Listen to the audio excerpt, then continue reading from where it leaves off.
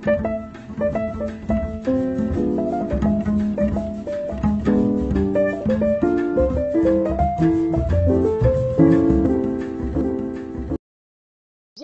frères et sœurs en Christ, ce soir je vous salue dans le précieux nom de notre Seigneur Jésus. Bienvenue à votre rendez-vous divin, temps de réveil de tous les mardis 19h30. Je suis Ariane Doué pour vous servir. Je suis sûre et certaine que vous attendez encore à une parole spéciale venant du Saint-Esprit, à une réponse à une question que vous posez certainement. Ce sera tout à l'heure dans le message avec le prophète Guillaume Kofi.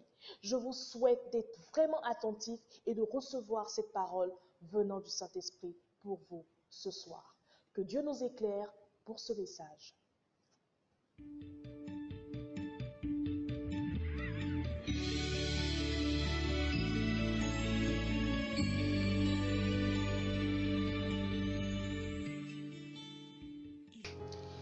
Bienvenue chers frères et sœurs en Christ, que la paix de Dieu, la toute puissance du Saint-Esprit nous soit encore donnée davantage.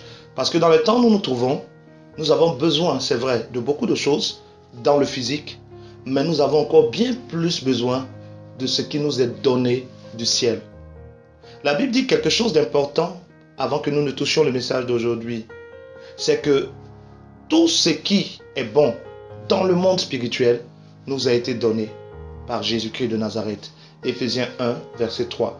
Vous êtes bénis de toutes sortes de bénédictions célestes et spirituelles dans les lieux célestes en Jésus-Christ de Nazareth. Prions maintenant avant le message de ce soir. Saint-Père, au nom de Jésus, merci pour cette femme qui attend un message. Merci pour cet homme qui aime la vérité. Merci pour cette jeune fille qui a commencé à s'attacher à toi et qui a envie d'entendre des choses davantage qui te lèvent. À toi la gloire. Saint des saints au nom de Jésus. Amen. Réponds Amen dans ta maison et reçois la bénédiction. Ce soir, nous continuons notre enseignement du mardi passé. Ce mardi pendant lequel nous avions parlé de quelque chose d'extraordinaire et d'important. C'est-à-dire le fait qu'aujourd'hui les chrétiens attribuent tous leurs problèmes au diable. Il est malade, c'est le diable. Ses affaires ne marchent pas, c'est le diable. Son mari veut la quitter, c'est le diable. Ses études n'avancent pas, c'est le diable. Et Dieu nous a fait comprendre que c'est vrai que le diable travaille, mais il n'est pas le premier auteur des problèmes ou des maux de l'Église. Pourquoi? Parce que l'Église est l'entité dépositaire de la puissance de Dieu. La Bible déclare que nos corps sont les temples ou le temple du Saint-Esprit.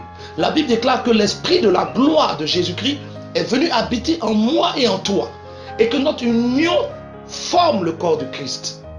Est-ce que le diable a le pouvoir de vaincre le corps de Christ? Non, et évidemment non.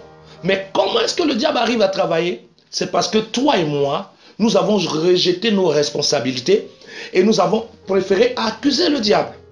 Je fais un résumé pour ceux qui nous ont pris à partir d'aujourd'hui. Et Dieu nous disait la dernière fois que Adam, lorsque Dieu s'approche de lui pour lui demander « Pourquoi as-tu mangé du fruit de l'arbre ?» Adam dit « C'est ma femme Ève. » Et quand Dieu demande à Ève, elle dit « C'est le serpent. » Mais finalement, Adam a fui ses responsabilités et il a mis ça sur la femme. La femme a fui ses responsabilités, elle a mis ça sur le serpent.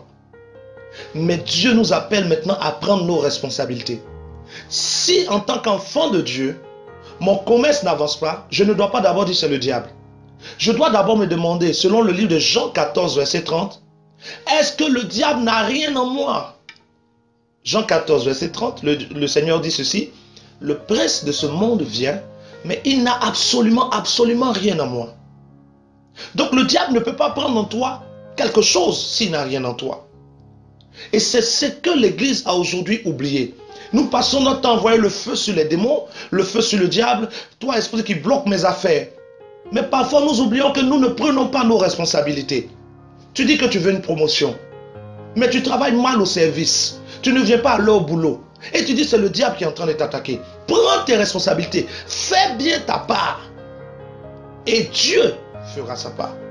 Et quand tu seras en train de faire bien ta part, tu iras à l'heure au boulot, tu feras bien tes tâches. Ajoute à ta part le fruit de l'esprit, l'obéissance à Dieu. Tu verras si le diable arrive encore à te gêner. Tu n'es pas quelqu'un qui est propre. Tu n'aimes pas être propre. Tu ne prends même pas de temps de te faire un peu belle. Et tu dis, les maris de nuit m'empêchent de me marier. Fais ta part. Je fais un résumé, hein, permettez-moi de le faire, un résumé des 3 enseignements qui sont déjà passés. Le premier qui disait que nous sommes fils de Dieu et fils de l'homme aussi, mais nous devons vivre comme fils de Dieu. Le deuxième qui disait qu'il faut que nous prenions nos responsabilités. Il faut que nous fassions notre part, le deuxième. Et le troisième qui dit, il faut que nous prenions nos responsabilités. Donc le premier enseignement nous révélait que, en tant que chrétiens, nous sommes fils d'un homme, mais en même temps nous sommes nés de Dieu. Et que nous devons vivre dans notre naissance divine. Dans le deuxième enseignement, Dieu nous disait que dans tout ce qu'il fait, il a sa part et que nous avons notre part. Et dans le troisième enseignement, Dieu nous dit ceci, prenez vos responsabilités, arrêtez d'accuser le diable. Tu ne déposes pas tes CV. Et tu dis que non, on ne t'embauche pas. Et toi, tu déposes tes CV, mais tu ne vas pas sur Internet pour voir, tu ne prends pas de conseils pour savoir quelle est la nouvelle façon de faire les CV. Tu as fait un CV à l'image de 1995 et tu déposes dans des entreprises, on ne t'appelle pas. Et tu dis non, c'est le diable. Prenons nos responsabilités. Le diable ne peut pas nous bloquer tant qu'il n'a pas une ouverture. Éphésiens 4, verset 27. Ne donnez pas accès au diable. Aujourd'hui, nous poursuivons pour comprendre pourquoi le diable a encore des ouvertures sur l'église. Et notre texte se trouve dans le livre de Jean chapitre 1, verset 12. Nous allons le lire ensemble. Jean chapitre 1, le verset 12. Donnez-moi juste une minute. Jean chapitre 1. Jean le chapitre 1, le verset 12. Pour ceux qui ont la Bible, vous pouvez en même temps trouver le texte. Je fais la lecture. Mais à tous ceux qui l'ont reçu, à ceux qui croient en son nom, la parole a donné le pouvoir de devenir enfants de Dieu, lesquels sont nés. On continue au verset 13. Non du sang, ni de la volonté de la chair, ni de la volonté de l'homme, mais de Dieu. Ah, il y a quelque chose qu'il faut qu'on comprenne. Il y a quelque chose de vraiment puissant dans ce texte. Il y a une vérité tellement importante dans ce texte que aujourd'hui je prie que Dieu te donne de la saisie, de la capter. Vous savez que Dieu ne travaille pas comme les hommes. Je le donne en parenthèse. Pour qu'un homme puisse avoir un enfant, il faut que cet homme pose sa semence en une femme. Donc Dieu a tout créé avec une semence. Les arbres ont leur semence. Les hommes ont leur semence. Mais Dieu a aussi sa semence. Dans le livre d'Éphésiens, Éphésiens déjà 1, verset 3, la Bible nous dit que nous sommes bénis de toutes sortes de bénédictions dans les lieux célestes. Mais dans le livre d'Ésaïe, Ésaïe 55, verset 9 à 11, il est écrit ceci. Comme la pluie ne quitte pas le ciel sans descendre sur la terre pour arroser, pour faire germer, pour féconder, pour donner du pain à celui qui a faim et de la semence à celui qui sème, il en est ainsi de la parole qui sort de la bouche de Dieu. Elle ne quitte point le ciel sans venir pour accomplir quelque chose. Quelle est donc la semence de Dieu? C'est sa parole. Parce qu'au commencement, Dieu dit que la lumière soit et la lumière fut. Qu'est-ce que Dieu a sémé? Une parole. Qu'est-ce qui est sorti? La lumière. Que les arbres soient et les arbres furent. Qu'est-ce que Dieu a sémé? Une parole. Donc au moment où vous écoutez un message, vous êtes comme une terre. Dans le livre de Matthieu 13, la parabole du semeur dit que le semeur sort pour semer. Et pendant qu'il sème, il sème quoi? La parole tombe dans des terres. Les terres sont considérées comme des cœurs. Que Dieu ce soir te donne d'être une terre fertile. Où la sémence de Dieu qui est en train de sortir par ma bouche, poussée par le Saint-Esprit, puisse produire en toi quelque chose qui donne un témoignage et un miracle. Je reviens au texte du jour. Jean chapitre 1, verset 12 à 13. Mais à tous ceux qui l'ont reçu, à ceux qui croient en son nom, la parole a donné le pouvoir de devenir enfants de Dieu. Lesquels sont nés non de la volonté de la chair, non de la volonté de l'homme, mais nés de Dieu. Oh, écoute-moi bien frère, né de Dieu. Si quelqu'un naît d'un chat, il est un chat. Si quelqu'un naît d'un singe, il est un singe. Si quelqu'un naît d'un homme, il est humain. Mais né de Dieu te donne une nature divine. Une nature extraordinairement puissante. Une nature qui a été convoitée par le diable. Parce que le diable a voulu être comme Dieu. La Bible dit que le diable s'est levé contre le trône de Dieu afin de devenir Dieu. Mais il a été jeté, rejeté, jeté plus bas que terre. Mais toi, à toi, parce que tu as eu foi en Jésus, parce que tu as écouté le message de l'évangile, parce que tu t'es repenti, tu as été plongé dans l'eau du baptême. Quand tu es sorti, le Saint-Esprit est descendu en toi et il est venu s'installer. Et il dit, celle-ci m'appartient, celui-ci m'appartient. Il t'a communiqué une nature. Né de Dieu. Tu n'es pas né d'un homme. Tu es né de Dieu. Dans l'enseignement que nous avons vu à la première émission, nous avons dit que nous sommes fils de l'homme et fils de Dieu. Né de ta maman et de ton papa, tu es fils de l'homme. Mais né de Dieu, tu es fils de Dieu. Or, quand tu es né de l'homme, tu es humain. Mais si tu es né de Dieu, tu es divin. Peut-être que tu n'as pas suffisamment de foi pour croire ce que je dis. Mais écoute-moi, c'est la parole qui a franchi. La Bible déclare dans le livre de Jean chapitre 8, verset 32, vous connaîtrez la vérité et la vérité vous affranchira. Une vérité a besoin de rencontrer ta mentalité. Une vérité a besoin de rencontrer ta manière de réfléchir, ton intellect, afin de transformer quelque chose en toi. David est né. Et il a grandi comme berger. Mais il a fallu que le prophète Samuel vienne le trouver pour lui dire, tu n'es pas né pour être berger, tu es né pour être roi. Et il a versé l'onction sur la tête de David. Et David a commencé à changer sa mentalité de berger et a commencé à réfléchir comme roi. Il a commencé à se dire, en tant que roi, comment je vais faire? Comment je vais me positionner? Ainsi de suite. Une vérité a trouvé David et a changé sa mentalité. Une vérité a trouvé Moïse pendant qu'il était à côté du buisson. Dans le livre d'Exode 3, Moïse était à côté du buisson. Et un ange vient lui dire, Moïse, Dieu t'appelle pour que tu sois le conducteur de mon peuple Israël. Et cette vérité a trotté en lui et a changé sa mentalité. Une vérité est venue trouver Abraham pendant qu'il n'avait pas d'enfant. Un ange est venu lui dire, à l'année prochaine tu auras un enfant. Abraham n'espérait plus avoir un enfant. Mais la vérité qu'il a trouvée lui a donné une espérance, un espoir. La Bible dit, la foi vient de ce qu'on entend. Or la foi produit l'espérance qui vient de l'espoir. Il y a une vérité qui ce soir cherche à te rencontrer. Cette vérité dit ceci, tu es fils de Dieu et donc tu as la nature divine. Une nature que le monde ne connaît pas. Écoute-moi, pourquoi tu penses que tu es humain? Parce que tu es né de ton père et de ta mère. Si quelqu'un vient te dire que tu es un singe, tu vas l'insulter. Bon, si tu es bien converti, tu ne vas pas l'insulter. Mais si tu n'es pas bien converti, tu es capable de lui saisir le corps et puis dire, qui est ton singe? On nous traitait de singes avant, dans d'autres lieux. Aujourd'hui, on ne nous traite plus de singes à cause de la couleur de notre peau. Parce que les gens se sont rendus compte que nous étions aussi à l'image de Dieu. Mais tu te considères homme parce que tu es né d'un homme et d'une femme.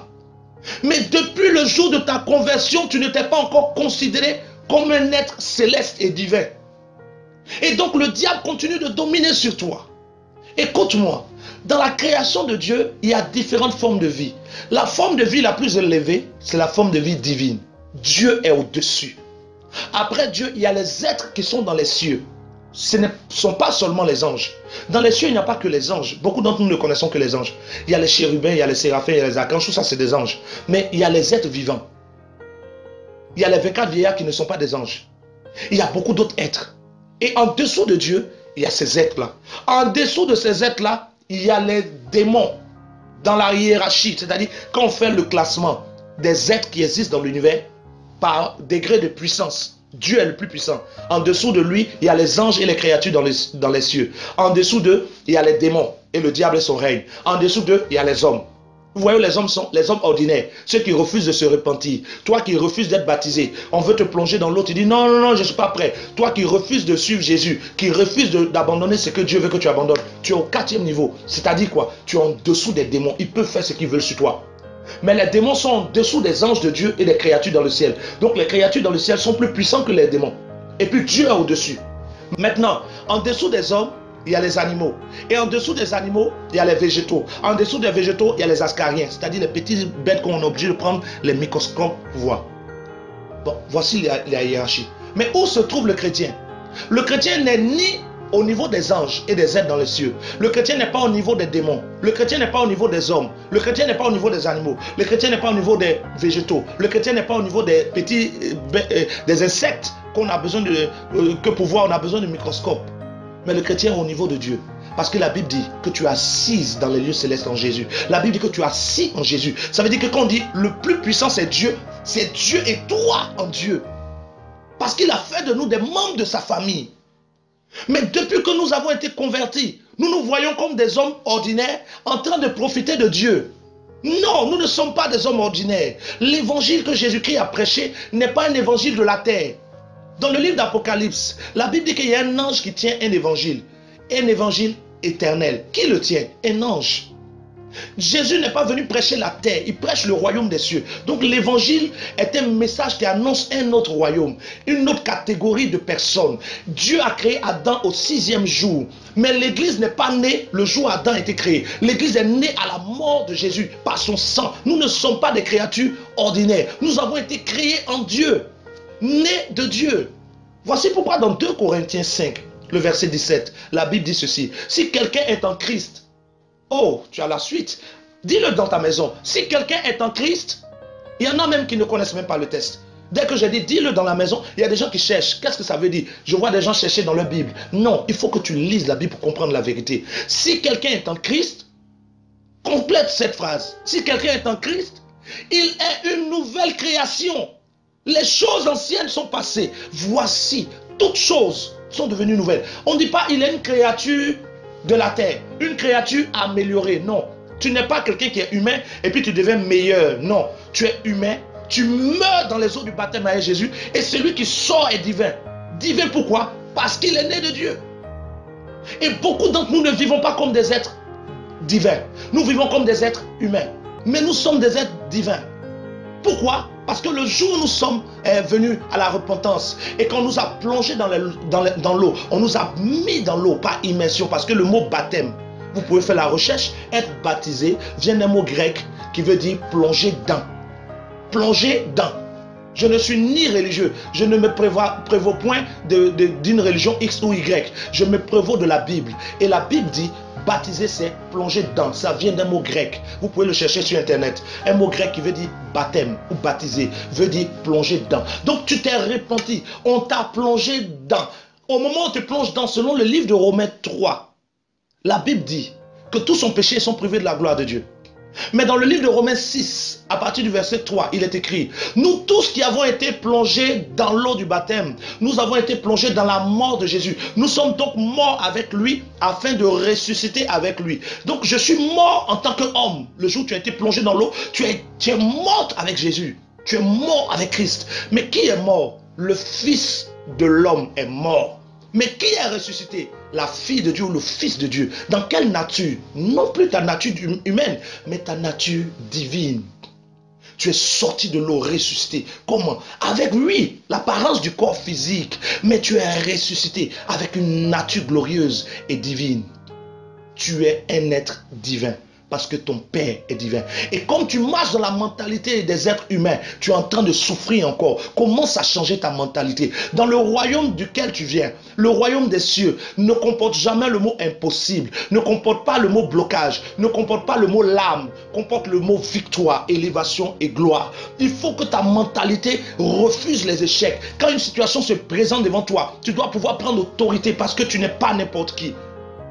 Ne laisse pas le diable te décourager. Ne laisse pas le diable apporter des pensées qui viennent de la terre. Tu es du ciel.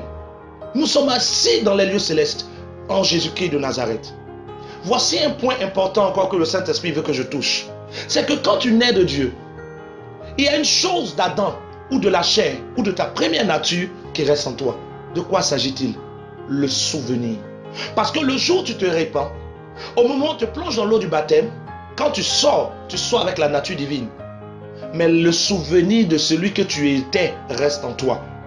Et donc parfois parmi vous, le diable utilise nos souvenirs pour nous rappeler nos péchés, pour nous rappeler nos échecs, pour nous rappeler les gens qui nous ont fait du mal. Et toutes ces choses-là nous suivent même quand on est né de Dieu. Il faut que tu coupes avec les choses du passé. Parce que si quelqu'un est en Christ, il est une nouvelle création. Les choses anciennes sont passées. Voici, toutes choses sont devenues nouvelles. Et cela nous a été donné de par Dieu. Ta nature divine appelle quelque chose de divin. Tu ne peux pas être né de Dieu et puis réfléchir comme un homme ordinaire. La Bible nous parle de quelqu'un du nom de Moïse qui a rencontré Dieu, qui a cru en Dieu. Et pendant qu'il marchait avec le peuple d'Israël, Dieu avait dit à Moïse: conduis mon peuple qui est esclave en Égypte à Canaan. Qui l'a envoyé? Dieu. Mais pendant que Moïse marchait pour aller accompagner le peuple, Moïse arrive devant une eau qui bloque la route. Qui les a conduits? Dieu. Qui est avec eux? Dieu. Qui a envoyé Moïse? Dieu. Mais pourtant il y avait un obstacle. Quand il y a des obstacles dans ta vie, ça ne veut pas dire que Dieu ne te conduit pas. Ça veut juste dire quelque chose. Que toi que Dieu a envoyé jusqu'à la limite de l'obstacle, il y a une onction sur ta vie qui est capable de te faire ouvrir l'obstacle. Moïse s'est tourné vers Dieu. Et il a dit au Seigneur, Seigneur, le peuple crie. Dieu dit à Moïse, pourquoi ces cris? Moïse dit, non mais Seigneur, nous sommes devant la mer rouge. Dieu dit à Moïse, arrête de crier, lève ton bâton et ouvre la mer rouge. Dieu ne dit pas à Moïse, moi Dieu j'ouvrirai la mer pour toi. Dieu dit à Moïse, toi-même ouvre. Dans la situation que tu es en train de vivre, il y a une manière de réfléchir qui doit t'aider à sortir victorieux. Tu dois te voir comme un descendant, non pas d'Abraham, non pas de David, mais de Jésus lui-même. Parce que tu es de la nature de Christ, cette nature de vainqueur et de victorieux. Tu dois réfléchir comme un être divin, quelqu'un qui est au-dessus des principautés, au-dessus des royaumes, au-dessus des esprits méchants. Parce que la Bible dit que l'onction qui est sur nous est l'onction qui a terrassé le diable et son royaume. Car la situation vient se mettre devant ta route pendant que Dieu t'a fait des promesses, ça veut dire que sur toi, Dieu a mis l'onction suffisante pour briser la situation ou pour briser le problème. Mais le problème, c'est que quand tu pries comme un homme, tu te dis, je suis un homme en train de prier. Ne te vois plus comme un homme qui prie. Vois-toi comme un descendant de Christ, un oint de Dieu. Vois-toi comme une femme qui est née de la nature de Dieu, une femme divine, revêtue d'un habit blanc. La Bible dit, dans le monde spirituel, que nous sommes en habit blanc. Peut-être que tu ne le sais pas. C'est un habit de royauté que Dieu nous a porté par le sang de l'agneau. Et donc quand tu es en train de prier, quand tu dis au nom de Jésus, il y a une puissance qui se libère. Mais toi, tu pries comme un homme ordinaire. Or moi, quand je commence à prier pour quelqu'un, je prie comme un être divin. Parce que je suis un être divin dans un corps humain. Il faut que tu te vois comme tel.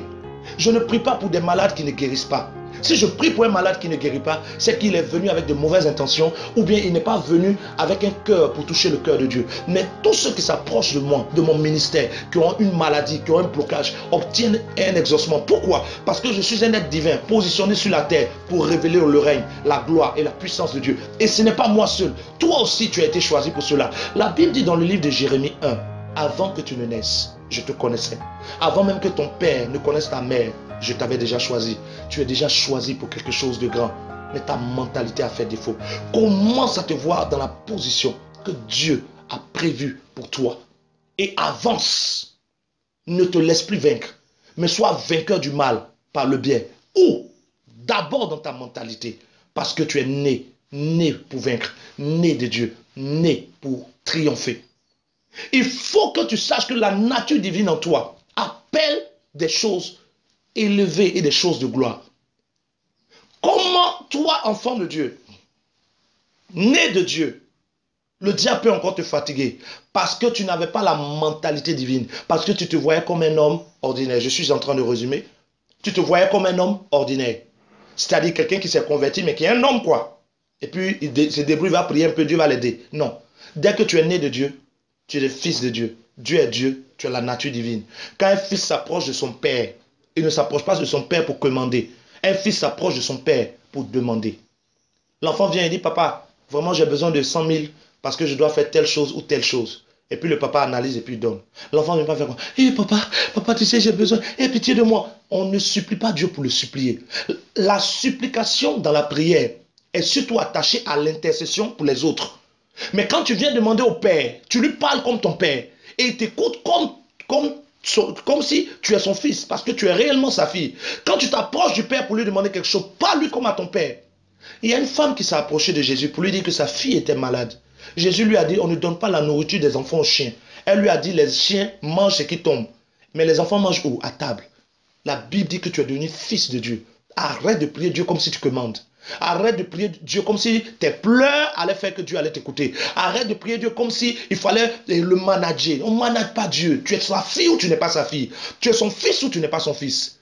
Maintenant, si tu es un fils désobéissant ou une fille désobéissante, alors tu es obligé de le manager ou de le supplier. Mais si tu es dans l'obéissance, alors la grâce de Dieu viendra trouver tes prières de manière simple. Ensuite, il faut que tu saches, pour terminer, que quand tu es enfant de Dieu, tu dois mener aussi une vie spirituelle. Qu'est-ce que je veux dire? Tu es né de ton papa, non? Tu ne manges pas? Tu manges. Tu ne bois pas d'eau? Si.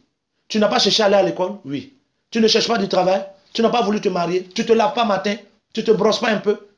Pourquoi tu fais tout ça? Parce qu'en tant qu'homme, vivre inclut ces choses. Maintenant que tu es né de Dieu, vivre implique aussi des choses. Parce que si dans le monde spirituel, tu n'as pas de vie, tu vas mourir spirituellement.